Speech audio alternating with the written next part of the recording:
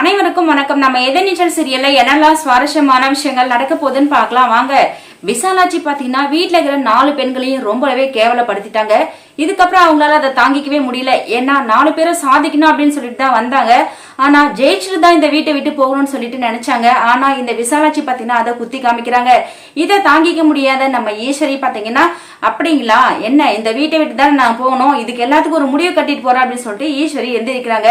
இன்னொரு பக்கம் நம்ம ஜனனி, நந்தினி, ரேணுகா இவங்க 3 பேருக்கு எதுவுமே புரியல. என்னடா அக்கா திடீர்னு இப்படி ஒரு வார்த்தையை சொல்றாங்க, என்னன்னு சொல்லிட்டே தெரியல அப்படின்னு சொல்லிட்டு இவங்க எல்லாரும் ஒரே யோசனையா இருக்காங்க.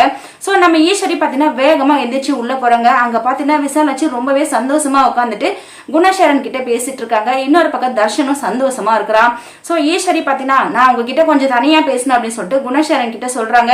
குணசேகரன் என்ன என்கிட்ட தனியா பேசணுமா, அதெல்லாம் என்னால பேச முடியாது, எல்லாத்தையும் வாய்க்கானமா பேசிட்டு போனாங்க, எல்லாத்தையும் செஞ்சிருவேன்னு சொல்லிட்டு அவங்க எல்லாம் ஒரு பக்கம் உட்கார்ந்துட்டு இருக்காங்க, நீ என்ன எங்கிட்ட போய் பேச போற அப்படின்னு சொல்லிட்டு குணசேகரன் ஈஸ்வரி கிட்ட கோவமா பேசுறாங்க.